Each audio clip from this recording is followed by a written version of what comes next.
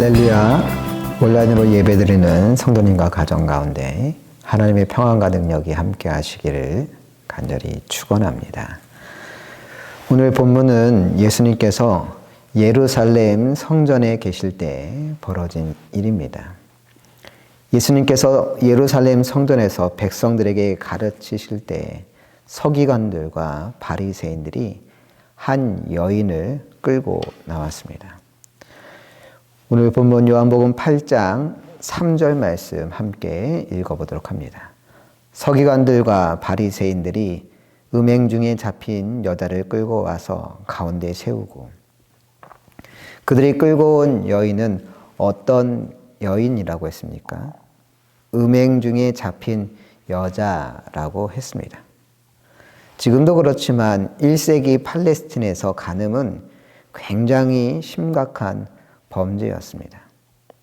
율법에 따르면 간음한 자에 대해서 어떻게 처벌하라고 했느냐? 레위기 20장 10절에 나옵니다. 누구든지 남의 아내와 간음하는 자, 곧 그의 이웃의 아내와 간음하는 자는 그 간부와 음부를 반드시 죽일지니라. 간음한 자는 어떻게 하라고요? 반드시 죽이라고 했습니다.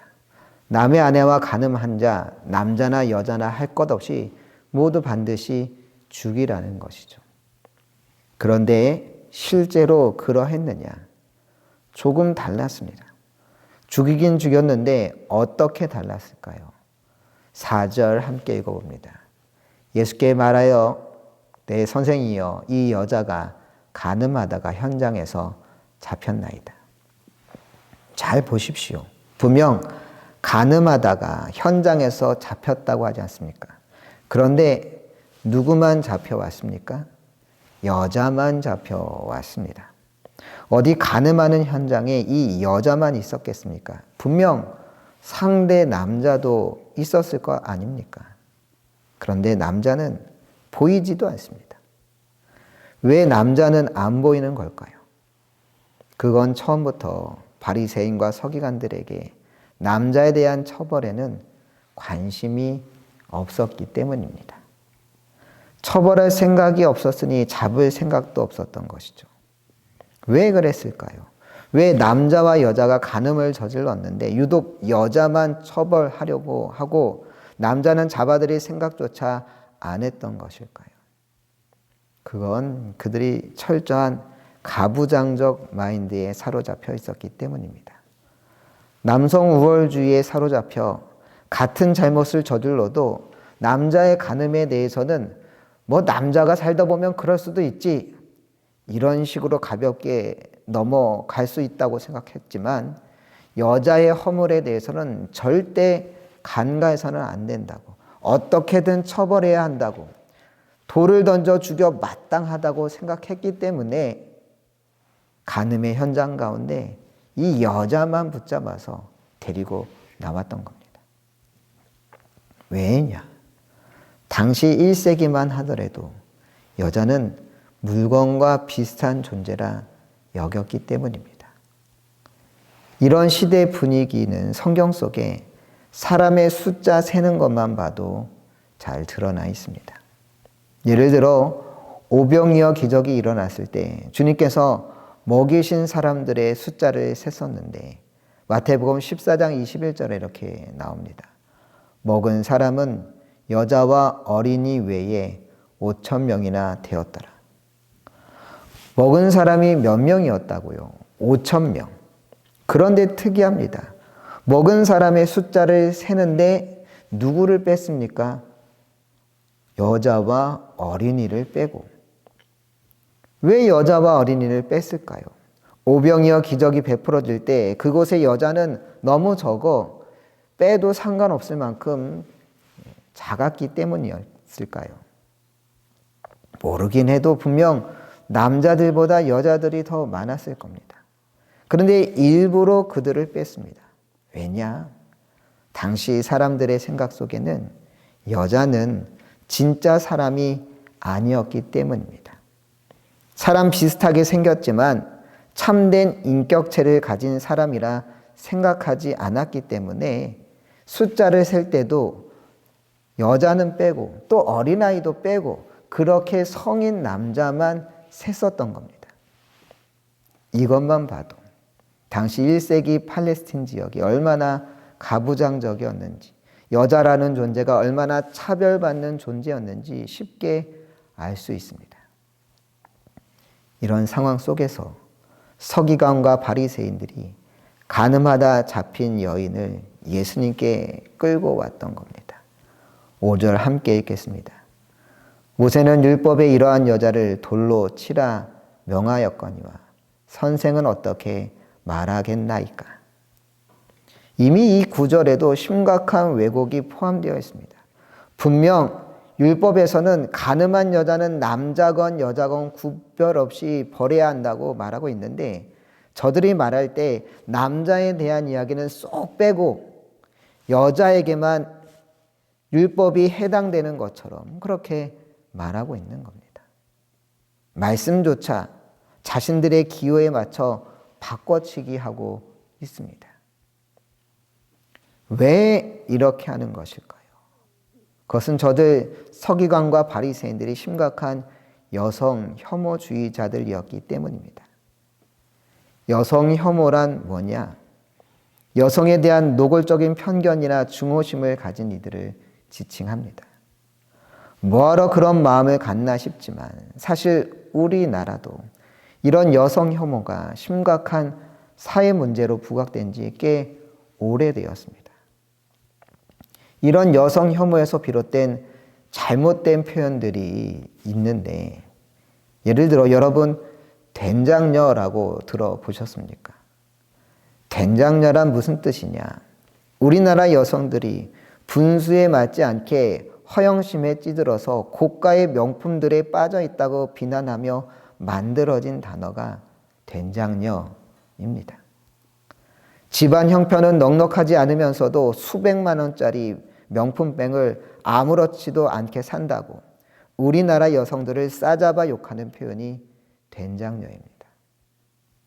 그런데 이 된장녀보다 한 걸음 더 극단적인 표현이 김치녀입니다.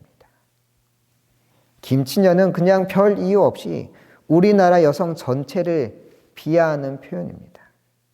그래서 우리나라 여성과 관련하여 조금만 정상적인 일이 아닌 그런 일들이 벌어지기만 하면 무조건 김치녀라서 김치를 먹는 우리나라 여성이어서 그런 것이라고, 우리나라 여성들은 태생적으로 글러먹었다고 비난합니다. 이런 말도 안 되는 표현은 어디서 비롯되었느냐? 대표적인 여성 혐오 온라인 커뮤니티 일간베스트, 흔히 일베라고 불리는 사이트에서 만들어져 확대 재생산되었습니다. 왜 일베에서는 우리나라 여성을 김치녀라고 부르면서 거리낌 없이 혐오하는 이야기를 하게 되는 것일까요? 그것은 여권 신장과 관련이 있습니다. 가부장 시대 속에 여성이 차별받는 것은 당연한 것처럼 받아들여졌지만 현대에 이르러 여성들이 활발하게 사회적으로 활동하게 되면서 상대적으로 여성들의 지위가 많이 올라갔습니다. 이제는 교수 혹은 기업의 CEO나 국회의원 장관 중에서도 여성들이 상당수를 차지하고 있고, 여성이 우리나라 대통령을 지내기도 하지 않았습니까? 이렇게 여성들의 지위가 올라가는 것은 당연하고 자연스러운 일일 텐데, 이런 현상이 오히려 자신의 권리를 빼앗는 일이라고 받아들이는 남성들이 있는 겁니다. 특히 젊은 남성 가운데 자신이 마땅히 누려야 할 지위와 권리가 여성들에 의해 부당하게 빼앗겼다는, 그렇게 느끼는 이들이 생겨나기 시작한 것이죠. 일종의 여성 전체에 대한 피해의식에 사로잡힌 겁니다. 자신의 인생이 잘 안 풀리는 이유, 오직 김치녀들이 득세해서 그런 것이라고 믿어버리고, 그래서 김치녀들은 오히려 그들이 지금 누리고 있는 권리를 박탈해야 한다고 믿고 있는 겁니다. 물론 그들이 느끼는 피해의식이 전혀 근거 없는 것은 아닐 겁니다. 예를 들어 군 문제만 보더라도 우리나라 20대 젊은 남성들만 군 복무가 의무 아닙니까? 하지만 여성이 남성의 적은 아닌 것입니다. 문제가 있다면 함께 해결할 방안을 모색하며 서로 잘 될 수 있는 방안을 찾아가야지. 남자가 잘 되려면 여자가 망해야 되는 건 아니지 않겠습니까? 그런데 오늘 본문 속 바리새인과 서기관이 이런 여성 혐오에 사로잡혀 있었던 겁니다. 간음이라는 사건이 등장했을 때 같은 잘못을 저지른 남자는 처음부터 잡을 생각이 없었고 그저 상대 여자만 끌고 와 돌로 쳐야 한다고 주장했던 겁니다. 그때 예수님은 뭐라고 답하셨습니까? 7절 함께 읽겠습니다. 그들이 묻기를 마지 아니하는지라 이에 일어나 이르시되 너희 중에 죄 없는 자가 먼저 돌로 치라 하시고. 어떻게 하라고요? 죄 없는 자가 먼저 돌로 치라 하셨습니다. 이 대답은 돌을 던지라는 것일까요? 아니면 던질 수 없다는 것일까요? 던질 수 없다는 겁니다. 왜냐? 죄 없는 자가 먼저 돌로 치라 하셨는데 과연 우리 중에 그 누구가 죄 없다 할 수 있겠습니까? 왜 예수님은 이렇게 말씀하셨을까요? 간음이 죄인 것은 분명하지 않습니까? 그런데 왜 주님께서는 간음한 여인을 율법에 따라 처벌하라 하지 않으시고 오히려 죄 없는 자가 먼저 돌로 치라 말씀하셨을까요? 주님께서는 정죄보다 더 중요한 것이 있음을 알려주고 계십니다. 남의 잘못에 대해서 정죄하는 것은 너무나 쉬운 일이겠지만 그렇게 한다고 진짜 사람이 달라지는 것은 아니라고 말씀하고 계신 겁니다. 유발 하랄이라고 하는 역사학자가 쓴 사피엔스라는 책에 보면 뒷담화 이론이라는 것이 등장합니다. 유발 하랄리에 따르면 인간의 언어가 진화한 것은 소문을 이야기하고 수다를 떨기 위해서라고 말합니다. 뒷담화는 몇 시간이고 계속해서 수다를 떨 수 있게 해주는 능력으로 공동체를 만드는데 필수적인 역할을 했다는 것이죠. 뒷담화라는 게 뭡니까? 남에 대해 정죄하는 것 아닙니까? 이건 누가 가르쳐 주는 것도 아닌데 어쩜 그리 알아서 잘하는지 모르겠습니까? 누군가를 칭찬하라고 하면 1분 하기도 힘든데 흉보라고 하면 다리가 저릴 정도로 앉아서 쉼 없이 몇 시간이고 하곤 하지 않습니까? 하지만 그런 뒷담화로는 세상이 바뀔 수가 없습니다. 누군가를 정죄하고 배제하는데 뒷담화가 사용이 되어서 그 공동체의 결석을 조금 유지시켜주고 강화시켜줄 수 있을지 모르지만 그런다고 그 욕을 먹는 그 사람이 변화되거나 달라지거나 새로워지거나 그런 일이 벌어지지는 않는다는 겁니다.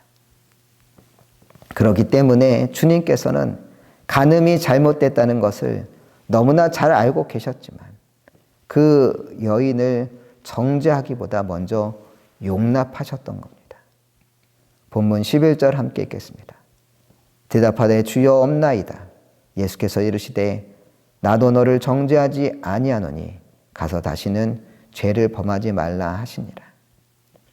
예수님은 그 여인에게 이야기하셨습니다. 나도 너를 정죄하지 아니하노니. 그 여인을 돌로 친다고 달라질 것이 없다는 것을 아셨던 겁니다. 그 여인을 바꿀 수 있는 것은 정죄가 아니라 용납이요 사랑이었던 겁니다. 간음하다 잡혀와 이제 곧 돌에 맞아 죽을 것을 알고 사시 떨기나무 떨듯 떨고 있는 여인에게 두려워하지 말라고, 떨지 말라고, 나도 너를 정죄하지 않을 테니 마음의 평안을 가지라고, 그렇게 그 여인을 용납하셨던 겁니다. 2014년 10월 오늘의 유머라고 하는 인터넷 사이트에 초등학생한테도 배울 것이 있더군요. 라고 하는 제목으로 사진 한 장과 글이 올라왔습니다. 글의 내용은 다음과 같았습니다. 가을 운동회에서 6학년 아이들 5명이 달리기 시작했습니다. 사진 속 맨 끝에 있는 아이는 항상 꼴찌만 하는 아이였습니다. 왜냐하면 또래 애들보다 작고 뚱뚱했기 때문입니다. 그날도 5명의 아이가 함께 뛰었지만 작고 뚱뚱한 아이는 계속 뒤처지기만 했습니다. 그런데 나머지 애들이 달리기 하다가 30m 정도 가더니 4명 모두 갑자기 멈춰버린 것이었습니다. 사람들 모두 놀라 이게 무슨 일인가 싶었죠. 그런데 그 멈춰선 아이들은 꼴찌로 달려오던 친구를 기다렸고 그 친구가 오자 함께 손잡고 같이 뛰었습니다.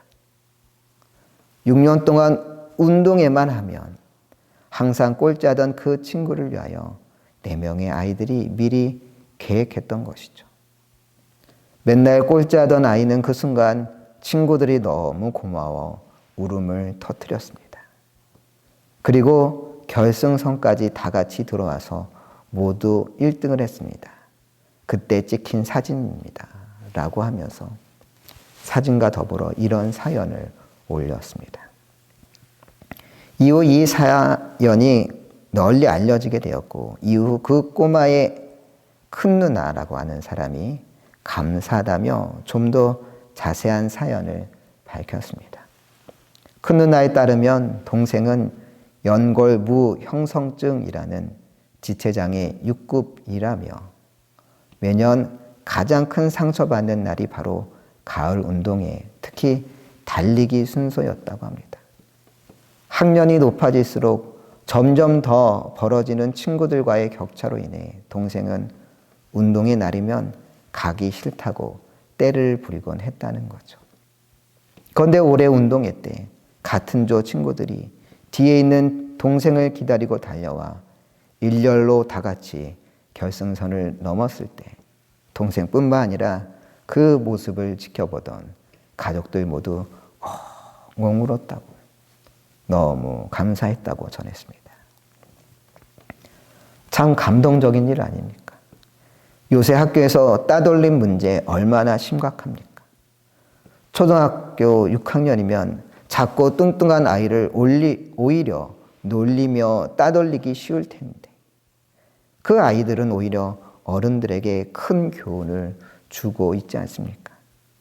매번 운동회 때마다 상처받는 친구를 위하여 운동회 달리기 1등을 과감히 포기하고 다 함께 손을 잡고 결승전을 통과하는 이들이야말로 우리 삶에 중요한 것이 무엇인지 보여준 것 아니겠습니까? 누군가를 차별하고 혐오하는 일이 너무나 일상적으로 벌어지는 사회 속에서 우리는 살아가고 있습니다. 늘 나와 남을 구분짓고 남을 비난하고 비웃는 것이 자신을 돋보이는 일이라고 착각하며 살아가고 있습니다. 본문 속 바리새인과 서기관들이 그러했습니다. 저들은 가늠한 여인은 죽어 마땅하다고 생각하며 예수님 앞에 끌고 갔습니다. 모세의 율법에도 써있지 않느냐고. 하지만 예수님은 그녀를 비난하지도 정죄하지도 않았습니다. 오히려 죄 없는 자가 먼저 돌로 치라 하시며 어느 누구도 쉽사리 그녀를 벌할 수 없다고 선언하셨습니다. 죄 없는 자가 먼저 돌로 치라. 이 말씀이 우리가 진정 품어야 할 말씀인 줄 믿습니다. 누군가 정죄하고 싶어하는 마음 내려놓으십시오. 송곳같이 뾰족한 마음으로 남을 판단하지 마십시오. 예수님께서 마태복음 7장 2절에서 말씀하십니다. 너희가 비판하는 그 비판으로 너희가 비판을 받을 것이요 너희가 헤아리는 그 헤아림으로 너희가 헤아림을 받을 것이니라. 무슨 말입니까? 내가 누군가 비판하고 판단하면 내가 했던 그 말 그대로 내가 비판받고 판단받을 거라는 말씀입니다. 우리는 하나님 앞에 다 연약한 죄인들입니다. 뭐 남이 어쩌고 저쩌고 그렇게 이야기할 필요가 없습니다. 누가 누굴 정죄하고 누가 평가하고 판단합니까? 우리가 뭐 대단한 존재라고. 똥 묻은 게, 겨 묻은 게 나무란다는 말이 있는 것처럼 스스로를 돌아보면 부끄러운 존재 아닙니까? 하나님 앞에서 보면 우리 다 죄인일 뿐입니다. 의롭다 할 존재가 아무도 없습니다. 그런 우리가 그저 해야 할 일은 무엇입니까? 우리는 그저 날 구원하신 은혜에 한없이 감사하며 살아갈 따름입니다. 남 탓할 것도 남 비난할 것도 없습니다. 예수님의 마음이 우리 안에 있다면 용납 못할 사람도 용서하지 못할 사람도 없는 법입니다. 진정 죄 없는 자가 먼저 돌로 치라 하신 주님의 말씀을 마음에 품며 용납하며 용서할 수 있는 여러분 되시기를 소망합니다. 다시 본문으로 돌아가 죄 없는 자가 먼저 돌로 치라는 말씀을 하시자 사람들은 어떻게 했을까요? 양심의 가책을 받았습니다.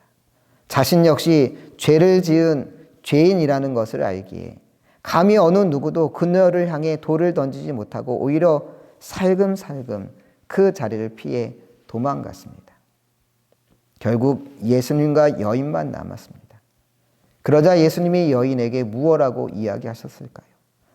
나는 죄가 없으니 나부터 돌을 던져야겠다 하셨나요? 아니죠. 다시 한번 11절 말씀 함께 읽겠습니다. 대답하되 주여 없나이다. 예수께서 이르시되 나도 너를 정죄하지 아니하노니 가서 다시는 죄를 범하지 말라 하시니라. 여기서 주님은 나도 너를 정죄하지 않는다 말씀하신 것으로 끝나지 않으셨습니다. 한 가지 당부의 말씀을 하셨습니다. 뭐라고 당부하셨습니까? 가서 다시는 죄를 범하지 말라 하셨습니다. 너를 정죄하지 않고 용서한다. 하지만 그렇다고 이제 과거의 삶으로 다시 돌아가 마음대로 죄 지어도 된다는 건 아니다. 너를 죄인이라 여기지 않고 용납하고 용서해 주었으니 이제 새 사람이 되어라. 새 사람이 되어 진정 하나님 모시기에 합당한 자녀가 되어라. 이렇게 명하신 겁니다. 주님께서는 우리를 정죄하지 않고 우리 죄를 용서하시지만 그저 용서만 하시는 건 아닙니다. 주님은 용서받은 우리에게 요구하십니다. 이제 다시는 이전에 지었던 죄를 되풀이해서 짓지 말고 새롭게 살아가라는 것이죠. 그렇습니다. 주님을 만나 용서받고 용납받았다면 이제 달라져야 합니다. 달라지려고 노력이라도 해야 합니다. 그게 그리스도인입니다. 그리스도인과 비그리스도인의 차이는 얼마나 달라졌느냐라고 하는 결과에 있는 것이 아니라 달라지기 위하여 애쓰는 삶의 태도에 있습니다. 달라지기 위하여 애쓰면 그리스도인이지만 달라지기를 거부한다면 그래서 다시 또 과거에 지었던 죄들을 또 짓고 또 짓고 또 짓고 그렇게 살아가기만 한다면 그건 그리스도인이 아니라는 것이죠. 다시는 죄를 범하지 말라는 주님의 말씀 앞에 어떻게든 순종하며 죄의 습관을 버리고 믿음의 삶을 살기 위하여 몸부림칠 때에야 우리는 참된 그리스도인이 되는 줄로 믿습니다. 우리나라 복음 역사의 초창기에 등장하는 김익두라고 하는 사람이 있습니다. 김익두는 황해도 평촌의 부유한 집안의 독자로 태어났지만 아버지의 갑작스러운 죽음으로 집안이 몰락하자 결국 동네의 깡패 신세로 전락했습니다. 그는 안악산골의 호랑이로 불렸습니다. 왜냐하면 성격이 하도 괴팍하여 아무도 그를 건드리지 못했기 때문입니다. 혹시 누가 건드리기라도 하면 마구 때리고 닥치는 대로 집이나 물건 등을 부수기 일쑤였습니다. 일생을 포기하며 매일 술에 취해 될 때로 되라라고 하는 심정으로 살았던 것이죠. 그러던 어느 날 김익두는 장터에서 복음을 전하던 여 선교사에게 전도지 한 장을 받게 되었습니다. 그런데 그 전도지에는 주의 말씀은 세세토록 있도다는 베드로전서 1장 25절의 말씀이 기록되어 있었습니다. 그 전도지를 읽고 기믹드는 충격을 받았습니다. 세세토록 있다는 것이 무슨 뜻이지? 사라지지 않는 영원한 시간이 있다는 뜻인가? 도대체 주의 말씀은 무엇이기에 영원하다는 것이지? 이런 영적인 질문에 붙들려 몇 날 며칠을 보냈습니다. 그러다 당시 안학교의 주일 예배 때 설교하던 수알런 선교사님의 말씀을 듣고 강단 앞에서 눈물을 흘리며 예수님을 영접하게 됩니다.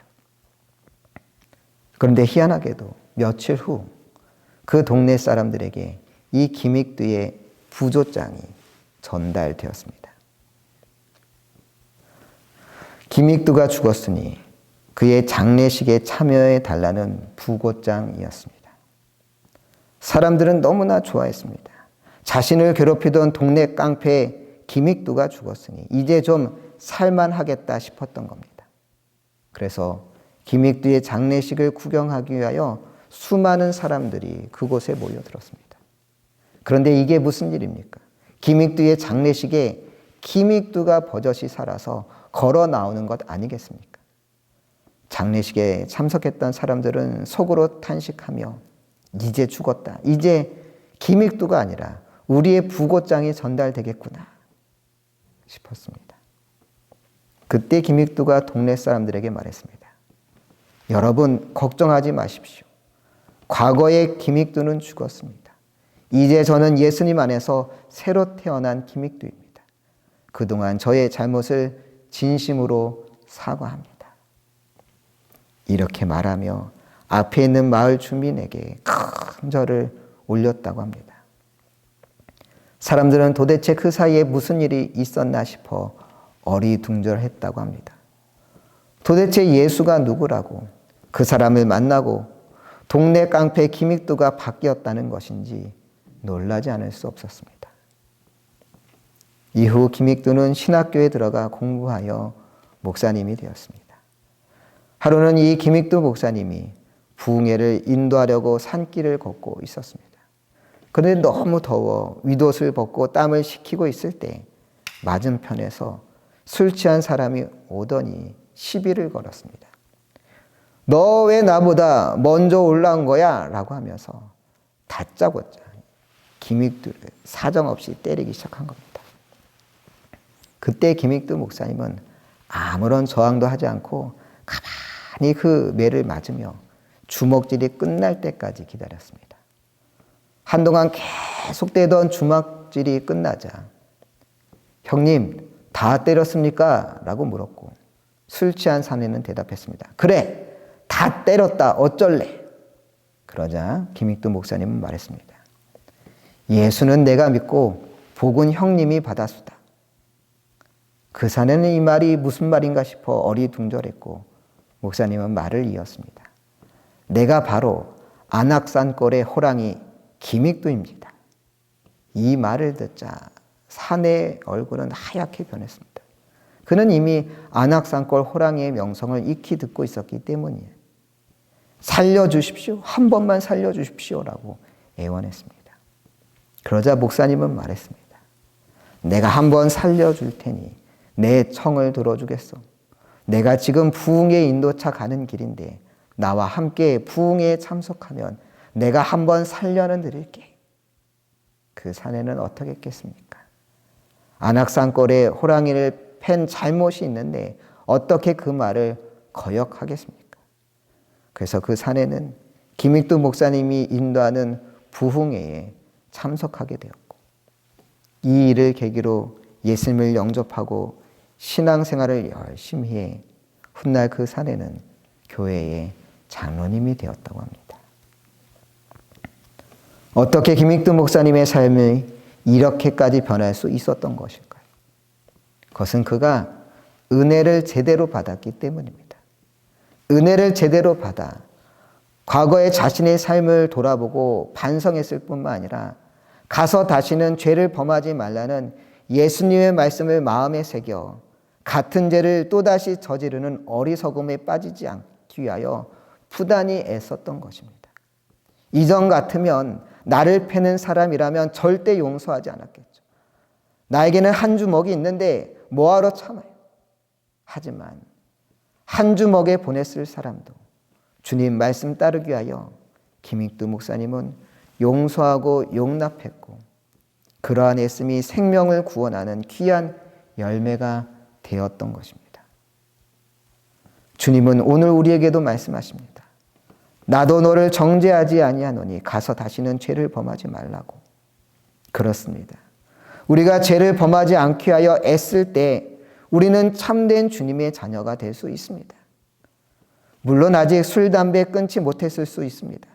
그래도 여전히 그리스도인이지만 나쁜 습관을 버리기 위하여 조금도 애쓰지 않는다면 그건 그리스도인이 아닙니다. 아직 누군가가 죽도록 미울 수 있습니다. 그래도 여전히 그리스도인이지만 그를 용납하게 하여 전혀 애쓰지 않는다면, 나는 절대 용서하지 않겠다고 결심하며 살아간다면, 내 눈에 흙이 들어가기 전엔 저 원수 절대 용서 못해, 그런 마음으로 살아간다면 그런 사람은 그리스도인이 아닙니다. 매일 기도하지 못할 수 있습니다. 하지만 어떻게든 기도하게 하여 조금씩이라도 몸부림친다면, 그래서 하루에 1분씩이라도 기도하려고 힘쓸 때에 우리는 참된 그리스도인이 될 수 있습니다. 우리를 정죄하지 않으시는 주님의 깊은 은혜에 감사하며 다시는 같은 죄를 범하지 않게 하여 새롭게 변화되기 위하여 힘쓰고 애쓸 수 있는 여러분들 되시길 간절히 축원합니다.